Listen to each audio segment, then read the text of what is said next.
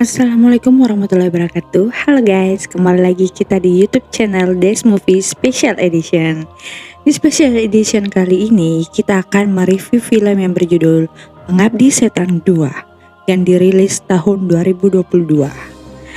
Tanpa berlama-lama lagi, mari kita menuju ke intinya.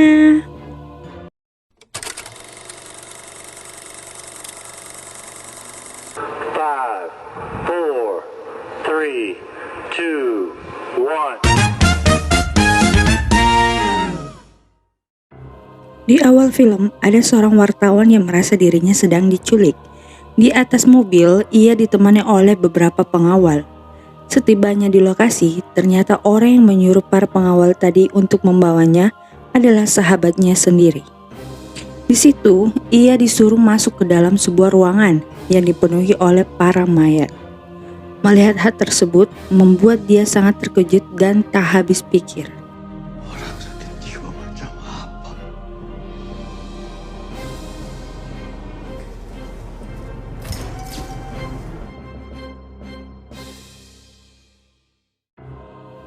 Setelah itu, ia muntah akibat tak tahan lagi, menahan bau busuk yang begitu menyengat. Ternyata sahabatnya tersebut memanggil dia datang ke lokasi untuk meminta tolong agar berita ini tak terekspos oleh publik. Karena menurut dia, apabila kasus ini terungkap, maka akan sangat merugikan bagi negara yang beberapa hari lagi hendak melaksanakan acara penting. Oh iya, nama si wartawan adalah Pak Budiman. Mayat bisa berjalan sendiri. Jangan dijadikan kemarin. Takkan di media lain. Atau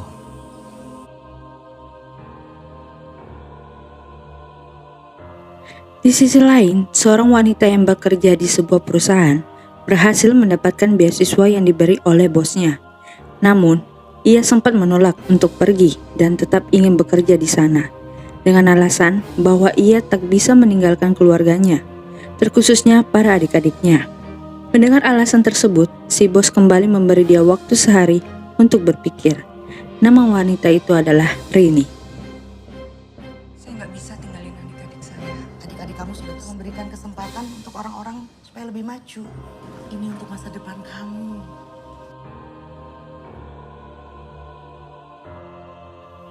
Habis itu ia pulang dengan menaiki bus kota menuju ke rumah, yang dimana Rini tinggal di sebuah rumah susun dekat lautan.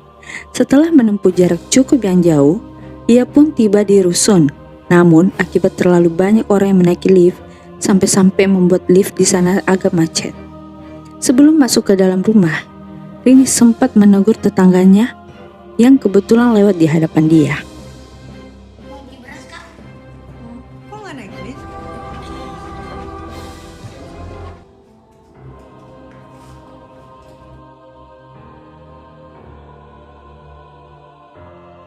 Di lain tempat, ada 3 bocah anak lelaki sedang mencari sesuatu di dalam tanah. Bersama dengan itu, mereka juga saling bercanda mengenai apapun, khususnya masalah spiritual. Saat mereka sedang asik bercanda, tiba-tiba salah satu orang tua dari anak itu datang, menyuruhnya pulang segera, tapi dengan cara yang kasar. Nama mereka bertiga adalah Bondi, Ari, dan Darto. pulang kamu. Kalau perlu apa-apa ya Bun Ferry gimana? Gitu. Tak lama kemudian, seorang wanita baru saja pulang setelah semalaman bekerja. Dikarenakan wanita tersebut begitu cantik, ia lalu menjadi idola para lelaki yang tinggal di rusun. Saat dirinya berjalan dan nyaris sampai di rumah, ia merasa bahwa ada seorang lelaki yang terus mengikutinya dari belakang. Wanita tersebut kemudian meminta tolong agar memperbaiki pintu beserta radio miliknya yang rusak. Nama wanita itu adalah Tari, sementara lelakinya adalah Tony. Gini, gue ini anak baik-baik. Lo ngaco, gue patahin tangan lo. Gue gak ngikutin lo. Ini mati. Kasih ya.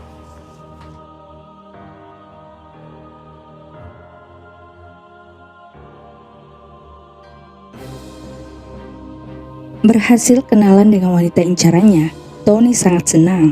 Sampai setibanya dalam rumah, ia tanpa sadar senyum-senyum sendiri. Melihat Tony yang seperti itu, Rini dan Bondi merasa ada yang aneh. Tak lama, sang ayah pun datang.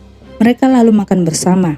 Di situ juga, Rini akhirnya memberitahu ke mereka semua tentang dirinya yang hendak pergi melanjutkan pendidikan. Iya, aku mutusin untuk pindah. Besok badai dan kakak ninggalin kita. Kalau Sebelum tidur, seperti biasa, Rini menyempatkan diri dulu untuk pergi membuang sampah yang mulai menumpuk. Namun, akibat tempat pembuangan yang di lantainya macet, ia kemudian turun ke lantai bawah. Di jalan menuju pembuangan, ia melewati beberapa rumah orang juga. Di situ Rini kembali merasakan sesuatu yang aneh ketika melihat para penghuni rumah tersebut.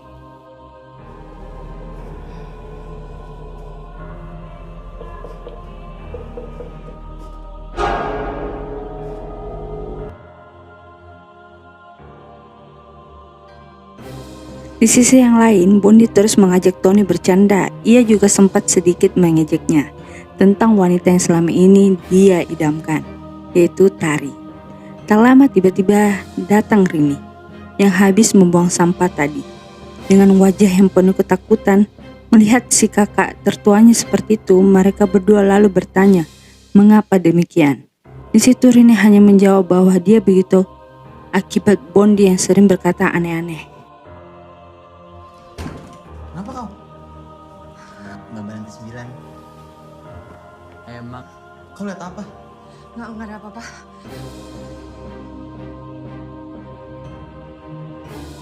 Sesaat selanjutnya ada bocah lelaki yang hendak membuang sampah juga.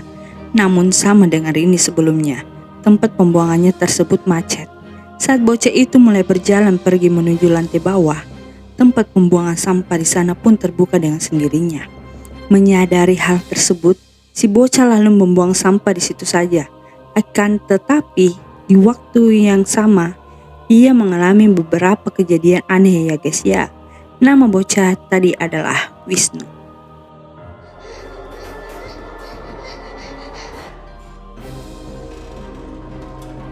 Bukan itu Wisnu.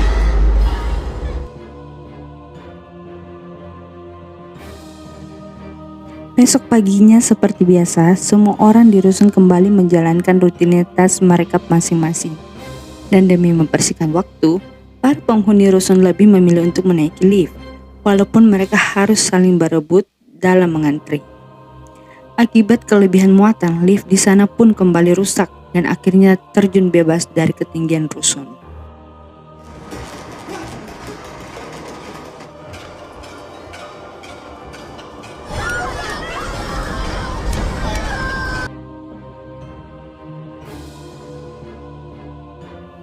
Sehabis kejadian naas sebelumnya, banyak warga rusun yang meninggal di tempat. Para tetangga korban juga merasakan syok yang sangat luar biasa setelah mengetahui hal tersebut. Tak terkecuali Rini sekeluarga, ia bahkan sampai membatalkan niatnya untuk pergi melanjutkan pendidikan demi menemani keluarga dia, serta membantu para tetangga yang menjadi korban lift. Bapak pingsan. Aku nggak tahu harus bilang apa. Aku mau bantu jagain Wisnu. Kasih. Di sisi yang berbeda, mengetahui bahwa akan ada kejadian yang mengerikan yang hendak terjadi di rusun tempat Rini tinggal sekarang, Pak Budiman lalu memutuskan untuk menuju ke sana, walaupun kini cuaca sedang hujan badai. Akan tetapi, saat dirinya ingin menaiki taksi, para supir tak ada yang berani mengambil jalur ke rusun tersebut. Dengan alasan, di sana merupakan dataran rendah, gampang terkena banjir apalagi hujan badai seperti ini. Mati juga bang, kalau saya mati anak istri saya kasihan. Rusun mana kak? Rusun Mandara di utara. Iya.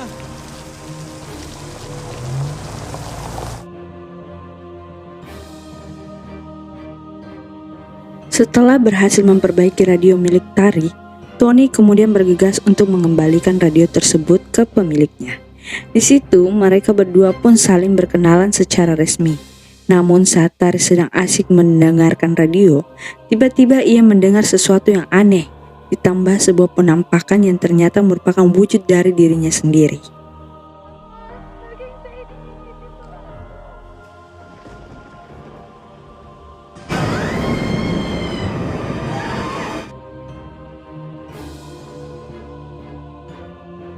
Sementara Rini sibuk menemani dan membantu Wisnu yang kini hanya tinggal seorang diri. Setelah sang ibu tewas akibat insiden lift, bersamaan dengan itu, Rini dan Wisnu juga menyempatkan diri saling berbicara tentang kisah kehidupan masing-masing. Merasa kasihan ke Wisnu, Rini juga menawarkan ke dia agar tinggal bersama dirinya saja. Tapi Wisnu menolak dengan alasan tertentu. Hari ini juga punya adik seumuran aku. Kalau nggak dibolehin, aku mau tinggal di panti asuhan. Hilang. Diculik orang.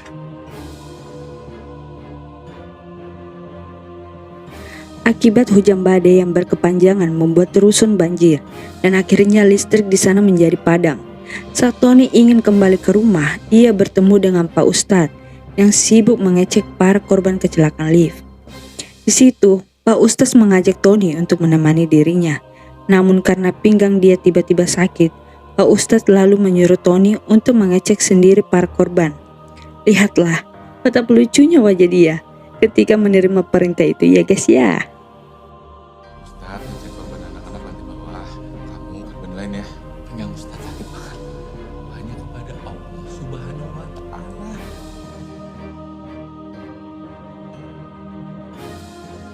Singkat cerita, setelah melihat dan mengetahui apa yang sebenarnya terjadi di sana, mereka semua akhirnya dikepung oleh para roh jahat yang selama ini terus mengganggu kehidupan keluarga mereka.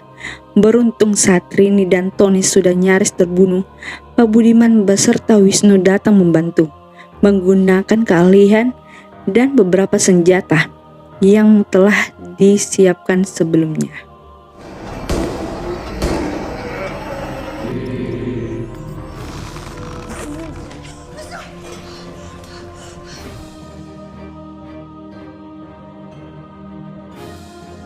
Oke guys, sekian dari review film Pengabdi Setan 2. Jangan lupa like, comment, and share channel YouTube Des Movie ya. See you, bye-bye.